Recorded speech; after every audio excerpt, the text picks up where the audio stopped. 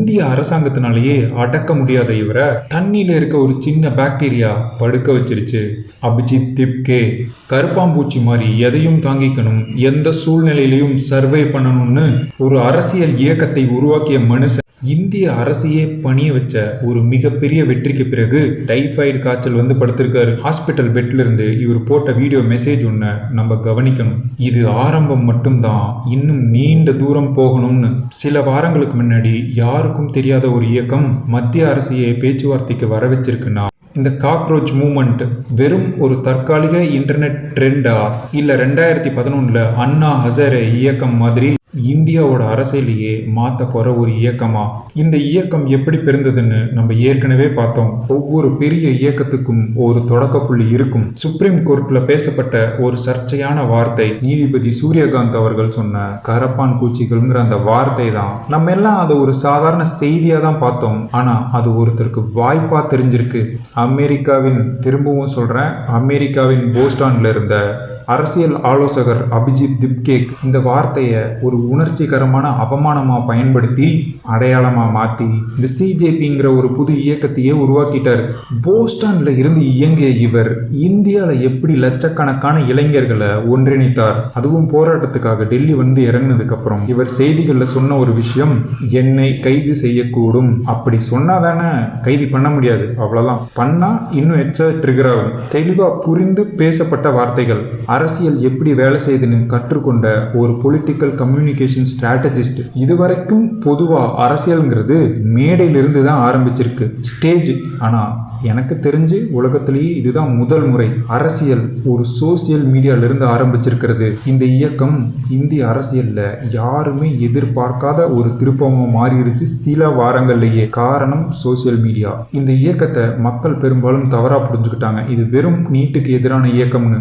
ஆனா காக்ரோச் ஜனதா பார்ட்டியோட மேனிஃபெஸ்டோவை படிச்சு பார்த்தா இங்க கதையே வேற. அவங்களுடைய 5 முக்கியமான கோரிக்கையில 3 நாடு முழுக்க விவாதத்தை கிளப்பியது.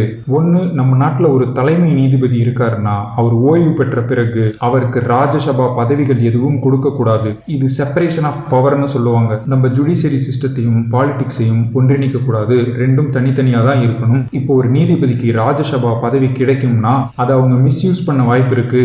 சரி, இவங்களுக்கு சாதகமா நம்ம தீர்ப்பு சொன்னோம்னா நமக்கு பதவி கிடைக்கும்னு பண்ணலாம்ல. இந்தியாவில் இருக்கிறதுலயே உயர்ந்த ஒரு விஷயம் என்னன்னா இந்த ஜுடிஷியரி சிஸ்டம் தான். அதை இண்டிபெண்டா ஒர்க் பண்ண விடணும், பாலிடிக்ஸ் கூட லிங்க் பண்ணக்கூடாது. இதுதான் அவங்க முதல் கோரிக்கை. அடுத்து தேர்தலில் சட்டப்பூர்வமான வாக்குகள். எக்ஸாம்பிளுக்கு நான் வந்து ஒரு லெஜிட்டான சிட்டிசன், எனக்கு ஓட்டு போடுற உரிமை இருக்கு. இருந்தாலும் ஏதோ ஒரு தவறுதலாலோ ஏதோ ஒரு ரீசன்னால ஓட்டர் லிஸ்ட்ல இருந்து என்னோட பேர் எடுக்கப்பட்டுட்டா அதை நான் நிரூபிச்சிட்டேன்னா அதற்கு பொறுப்பான அந்த நீக்கி இருப்பாங்கல்ல அந்த பொறுப்பு அதிகாரிகள் மேல கடுமையான நடவடிக்கைகள் எடுக்க வேண்டும்னு 2வது கோரிக்கை. 3வது, அம்பானி அதானி கிட்ட இருந்து மீடியா பிராட்காஸ்டிங் லைசன்ஸை கேன்சல் பண்ணணும். முதல்ல நீதித்துறை, 2வது தேர்தல் ஆணையம், 3வது கம்யூனிகேஷன், ஊடக அதிகாரம். இது 3மே நாட்டினுடைய 3 தூண்கள் மாதிரி. அதையே அதிர வைக்கிற மாதிரி கோரிக்கைகளை எடுத்துட்டு வரணும்னா இதுக்கு பின்னாடி எவ்வளவு பெரிய பின்புலன் இருக்கணும். சரி, சோசியல் மீடியாவில் ஆரம்பிச்ச இந்த இயக்கம் எப்படி தெருவுக்கு வந்தது? இதுதான் அடுத்த திருப்பம். பாராளுமன்றத்தை நோக்கி இவங்க போன பேரணி. அடுத்து என்ன நடக்கும் இவங்களுக்கு தெரிஞ்சிருக்கும். அப்படியெல்லாம் போகக்கூடாதுன்னு போலீஸ் தடுத்து நிறுத்த மோதல் ஏற்பட்டு தடியடி நடந்தது. 100கணக்கானோர் காயமடைஞ்சிட்டாங்கன்னு தகவல்கள் வெளியாக இந்த அடிதடி காட்சிகள் இந்தியா முழுக்க இருக்க ஜென்சி இளைஞர்களுக்கு கோபத்தை உண்டாக்க நம்ம மத்திய அரசுடைய அணுகுமுறையே மெதுவா மாற ஆரம்பித்தது. பொதுவா எந்த போராட்டத்துக்கும் இதுவரைக்கும் அடிபணியாத இந்த அரசு, ஆளும் அரசு, இந்த முறை மட்டும் ஏன் உடனே நேரடியா பேச்சுவார்த்தைக்கு ஒத்துக்கிட்டாங்க? ஏன்னா மற்ற போராட்டங்கள்லாம் ஒரு குறிப்பிட்ட ஏரியா சர்க்கிள்குள்ள அடக்கிட்டாங்க. ஆனா இங்க கதையே வேற. இது நாடு முழுக்க இருக்க மாணவர்கள் மத்தியில பரவ ஆரம்பிக்க முக்கியமா இந்த போலீஸ் அடிதடி வீடியோ சோசியல் மீடியாக்கள்ல கோடிக்கணக்கான வியூஸ். அவங்க மட்டும் சரியான நேரத்தில் பேச்சுவார்த்தைக்கு அழைக்காம இருந்திருந்தா இன்னைக்கு இந்தியா முழுக்க பல இடங்கள்ல போராட்டங்கள் நடந்துட்டு இருந்திருக்கும். அடிபணிஞ்சிருந்தாலும் இது இந்திய அரசுடைய ஒரு புத்திசாலித்தனமான முடிவு. அவங்க பதிலை தேடி இருக்காங்க. இதுதான் பதில்னு தெரிஞ்சிருக்கு. ஈகோவெல்லாம் பார்க்காம பண்ணிட்டாங்க. சரி, இந்திய வரலாற்றில் அரச பேச்சுவார்த்தைக்கு இழுத்த முதல் இயக்கம் இதுவான்னு கேட்டால் இல்லை. இன்னொரு பெரிய இயக்கம் இருந்தது. அதுதான் 2011 நடந்த அண்ணா ஹசாரே இயக்கம். அண்ணா ஹசாரேவோட இயக்கத்தையும் காக்ரோச் ஜனதா பார்ட்டியையும் இப்போ ஒப்பிட ஆரம்பிச்சிட்டாங்க. அதுக்கு காரணம் 2 இயக்கத்துக்குமே நிறைய ஒற்றுமைகள் இருக்கு. இரண்டுமே ஆளும் அரசுக்கு எதிராக மக்கள் மத்தியிலிருந்து உருவான இயக்கம். இரண்டுமே மத்திய அரசை நேரடியா பேச்சுவார்த்தைக்கு வர வைத்த இயக்கம். ஆனா அண்ணா ஹசாரே எங்க 2011 சோசியல் மீடியாக்கள் ஆரம்ப கட்ட காலத்துல இருந்தது. அவங்க தரையில இறங்கி வேலை செஞ்சு நடந்து இயக்கத்தை பலப்படுத்தினாங்க. ஆனா காக்ரோச் ஜனதா பார்ட்டியோட பலம் முதல்ல தெருவில் இல்ல, இன்ஸ்டாகிராம், யூடியூப், எக்ஸ், டெலிகிராம் போன்ற வலைதளங்கள்ல இருந்து ஆரம்பிச்சது.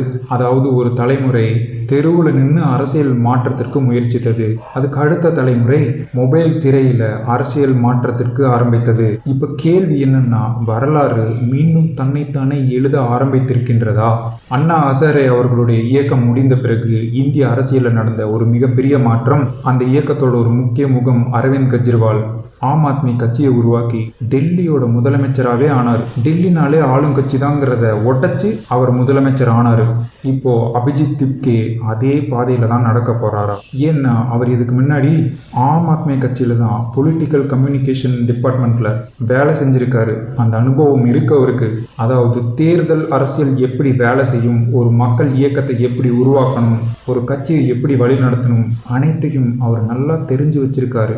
ஆனால் பெரும்பாலான ஒரு இதையை இப்படி பார்க்கல. இந்த இயக்கத்தை ஒரு திட்டமிட்ட ஆன்லைன் பொலிட்டிக்கல் கேம்பெயின் தான் சொல்கிறாங்க. இந்த மாதிரி ஒரு பெரிய இயக்கம் திடீர்னு வேகமாக வளர்ந்துச்சுன்னா அதற்கு ஏ டீம் சப்போர்ட்டும் உருவாகும், பி டீம் எதிர்ப்பு விமர்சனங்களும் உருவாகும். அதில் பெரும்பாலுமானோர் இந்த இயக்கத்தை சோசியல் மீடியாவை மையமாக வச்ச ஒரு ஆன்லைன் பொலிட்டிக்கல் தேட்டர்னு சொல்கிறாங்க. அதாவது நீட்டுங்கிற பிரச்சனை உண்மை இருக்குது. அந்த நீட்டுக்கு தீர்வு காண இவங்க போராடுறாங்களான்னு கேட்டால் அதை அப்படி சொல்ல முடியாது. நீட்டை ஒரு கருவியாக பயன்படுத்திக்கிறாங்க.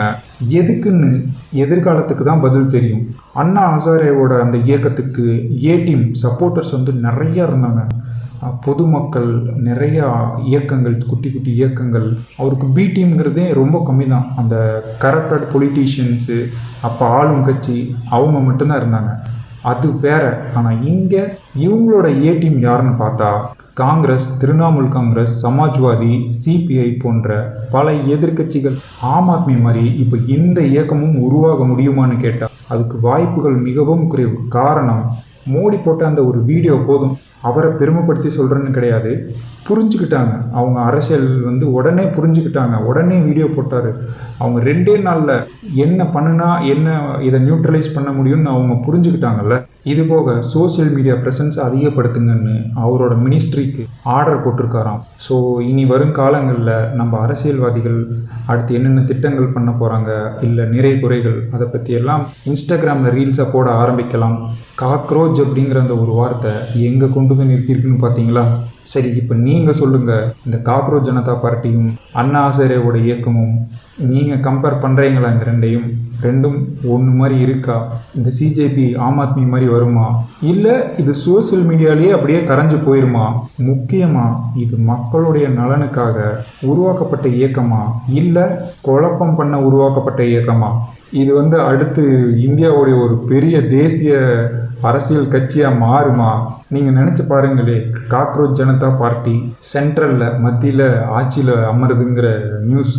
என்னுடைய கருத்து என்னென்னா, தாராளமாக வரலாம், மாற்றத்தை உருவாக்கலாம். ஒரு பிரச்சனைக்காக போராடி மத்திய அரசே பேச்சுவார்த்தைக்கு இழுத்துட்டாங்கிறதுக்காக இந்த உலக நாடுகள் கூட போட்டி போடுற அரசியலை பண்ணுற தகுதி உங்களுக்கு இருக்கான்னு கேட்டால் நிச்சயமாக கிடையாது. இந்த உலக அரசியலை புரிஞ்சுக்கிறதுக்கே பல வருடங்கள் ஆகும். இந்த ஒட்டுமொத்த இயக்கத்தையும் இந்த பக்கம் நம்ம வாத்தி ஜெய்சங்கர் ஒருத்தரை வைங்க, அவரோட எக்ஸ்பீரியன்ஸ் கம்பேர் பண்ணி பாருங்கள். சரி, இந்த இயக்கம் வரலாற்றில் ஒரு அடையாளத்தை பதிக்குமா, இல்லை இருந்த இடம் தெரியாமல் காலி ஆயிருமாங்கிறது இப்போதைக்கு யாருனாலையும் சொல்ல முடியாது. அதுக்கு எதிர்காலம் தான் பதில் சொல்லணும். இப்போ மத்திய அரசு இந்த தவறுகளை எல்லாம் சரி செஞ்சுக்கிட்டாங்கன்னா இவங்களுக்கு வாய்ப்பு இல்லை. தவறுகளை சரி செய்யாமல் திரும்ப திரும்ப செய்து இந்த மாதிரி போராட்டங்களுக்கு இடம் கொடுத்தா மாற வாய்ப்பு இருக்கு.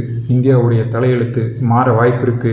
என்னை பொறுத்த வரைக்கும் இப்போ இந்தியா இன் சேஃப் ஹேண்ட்ஸ் தான். ஏன்னா உலக அரசியலை பார்த்ததுக்கப்புறம் எனக்கு இங்கே உள்ள நடக்கிற விஷயங்கள்லாம் இதெல்லாம் சின்ன சின்ன விஷயம்னு தோண ஆரம்பிச்சிருச்சு. 150 கோடி மக்கள் தொகை இருக்கிற நாட்டில் பிரச்சனைகள் புதுசாக முளைச்சிட்டே தான் இருக்கும். அந்த ஒரு மெச்சூரிட்டி எனக்கு இந்த உலக அரசியலில் என்ன நடக்குதுங்கிறத தெரிஞ்சுக்க ஆரம்பித்ததுக்கப்புறம் புரிஞ்சிருச்சு. சரி, நீங்கள் சொல்லுங்கள், இந்த காக்ரோச் ஜனதா பார்ட்டி மத்தியில் ஆட்சி அமைக்குமா, வாய்ப்பு இருக்கா, இல்லையா? இல்லை இதை பற்றின உங்களோட கருத்து என்ன எல்லாம் கமெண்ட்ஸில் சொல்லுங்கள். நம்ம விவாதிப்போம், நம்மளும் அரசியல் கற்றுக்கலாம், தெரிஞ்சுக்கலாம். இந்த வீடியோ நிச்சயமாக உங்களுக்கு உபயோகரமாக இருந்திருக்குன்னு நான் நம்புகிறேன். உங்கள் நண்பர்களுக்கும் ஷேர் பண்ணுங்கள். இந்த மாதிரி ஆழமான அரசியல், டிஃபென்ஸ் போன்ற வீடியோக்களை பார்க்க நம்ம சேனலை சப்ஸ்கிரைப் பண்ணி வச்சுக்கோங்க. நன்றி. ஜெய்ஹிந்த்.